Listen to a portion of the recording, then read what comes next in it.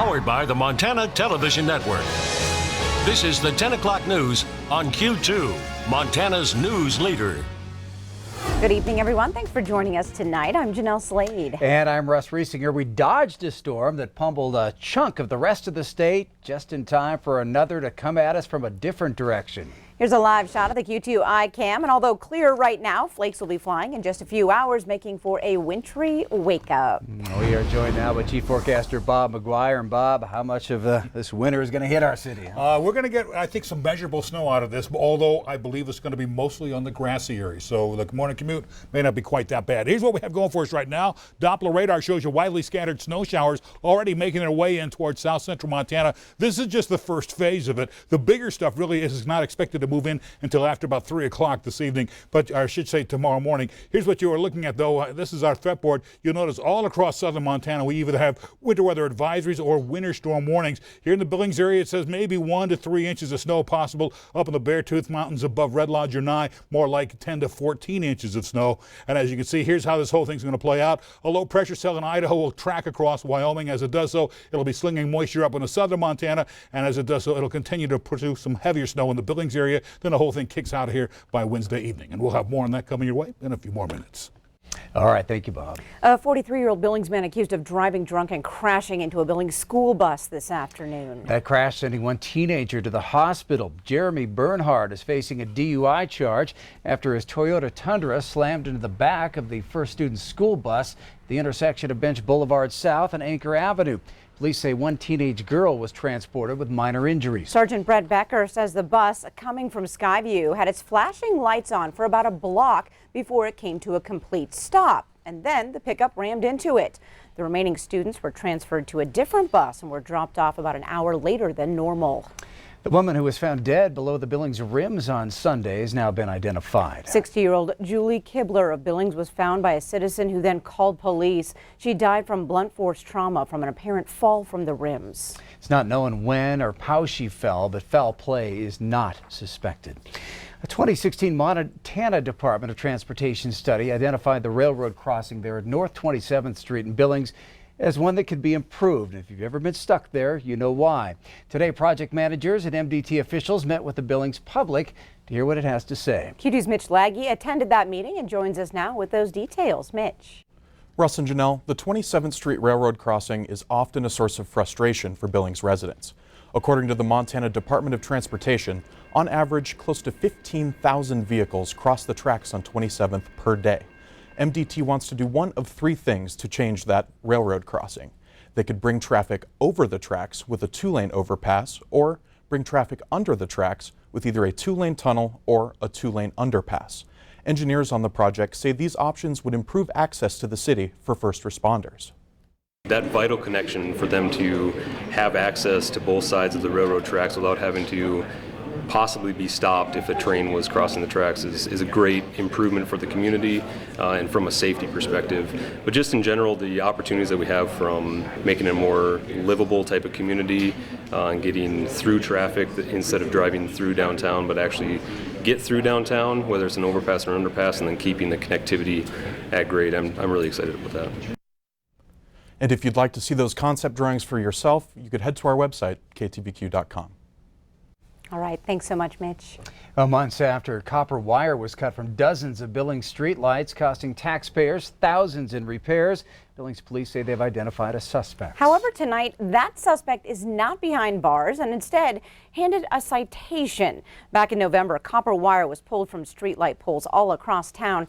Damian Abushan was cited on April 15th after police say video surveillance caught him stealing copper wire from light poles on 2nd Avenue North, which is railroad property. Police say they found Abushan with tools to break open light poles, a city padlock, and a backpack filled with copper wire.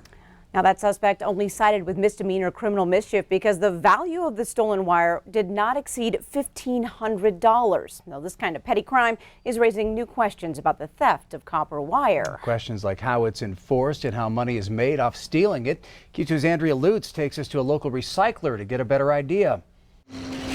Like I-beams or tubing or rebar. Crunching, smashing, this machine's running, that one's running. All of this just another day at Pacific Steel's recycling yard. It's kind of a fun place. Jason Heath shows me it all. Most days. But of all the things people bring in to recycle, Copper's the higher valued commodity, so that's one people are probably going to choose to go after most. a commodity valued to thieves, so he watches for something he calls That's a pretty big red flag. So if somebody would bring in a spool of something like this, that's not a contractor, that's an immediate red flag to us. It's usually stolen from construction sites and downtown buildings, most recently taken from the light poles of some of Billings' most traveled streets. We don't want to take stolen items, we don't want to buy from those kind of people. Usually brought in here for that quick cash. Do you ask them where they got it? If those big quantities, we will ask them as kind of one of those preventative measures. And obviously, if they start getting fidgety, or a common one is I found at my grandpa's barn. In good faith, Pacific Steel checks for ID and tracks every item. We try to combat it the best we can, but at the same time, we can't question every customer what they're bringing in. You might think such a petty crime would be easy to crack. It's not serialized. It's been stripped from, the plastic cabling that would help identify it. And because the amount of copper caught at a time is usually so small, officers are bound by the constraints of the law, handing over only a misdemeanor citation with the hope the suspected thief will show up in court. Instead, what police say is the biggest loss: Quality of life offenses, streetlights that aren't working, you have facilities that don't have power anymore. It's much like the broken windows theory, graffiti in a neighborhood. A big flag. So Heath finds himself still watching closely. Once again, very industry specific. For those red flags. Q2's Andrea Lutz joining us now. And after everything you learned, Andrea, what is the whole point? Well, that's the thing, right? So Billings police say a reoccurring theme here. Oftentimes we're talking about the drug nexus crimes in the city of Billings. A lot of copper wire stolen. They're looking for that quick cash. We've talked about the stolen vehicles before. They're looking for the quick cash. This is just another sign of all of that kind of coming together again. It all kind of really has to do with drugs. So anything to make a quick buck. That's right. So, Yep. Thank you, Andrea. In other news tonight, a Kalispell man accused of killing a 15-year-old girl after driving drunk into her home appeared in court today. 31-year-old Jared Parsons is charged with vehicular homicide while under the influence. Flathead County investigators say Parsons drove his Dodge pickup truck into that house on Spring Creek Drive around 2 a.m. Friday.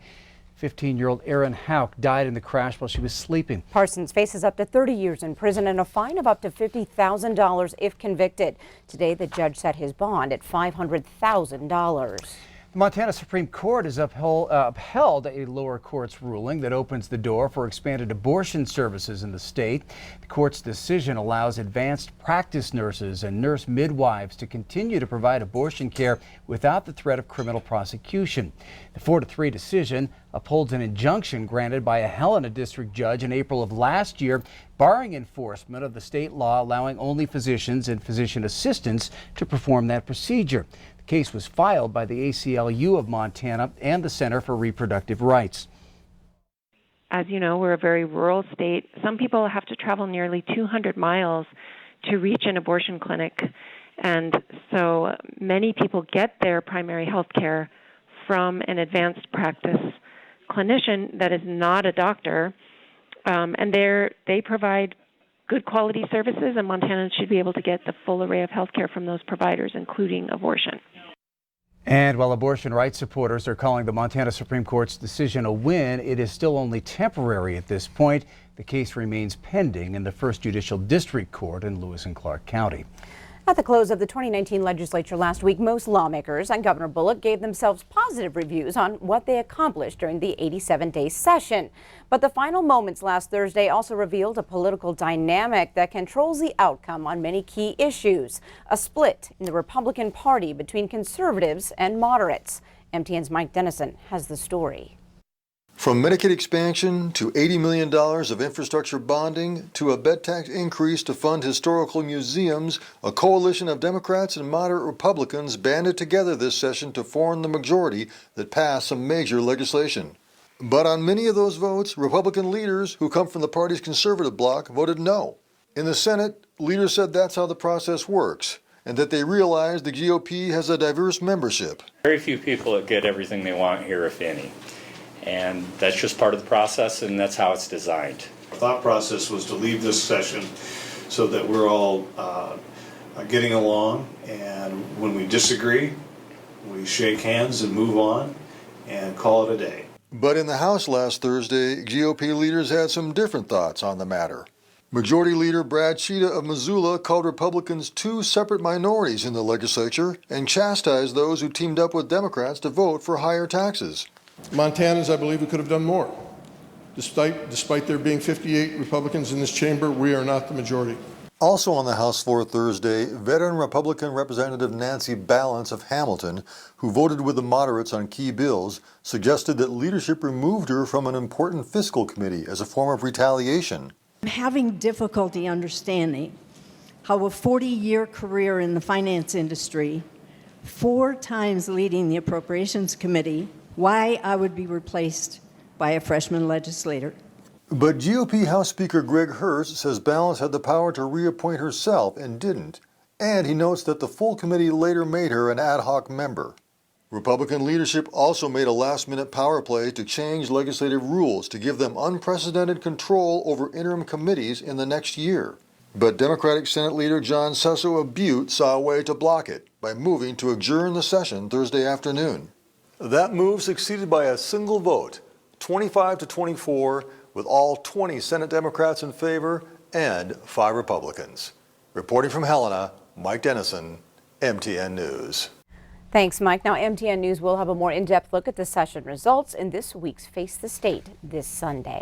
Coming up on tonight's 10 o'clock news, from a former soldier accused of a mass terror plot to another White House resignation, we'll take a look at your national headlines. Plus, the legislature ended without any funding for Montana preschools. What happens next? Later in sports, Scott hears from Melstone Cowboy J.R. Bazane recovering from a broken back with a baby boy due next month. You're watching MTN News with Jeanelle Slade and Russ Riesinger, Storm Tracker weather with Bob McGuire, and sports with Scott Breen.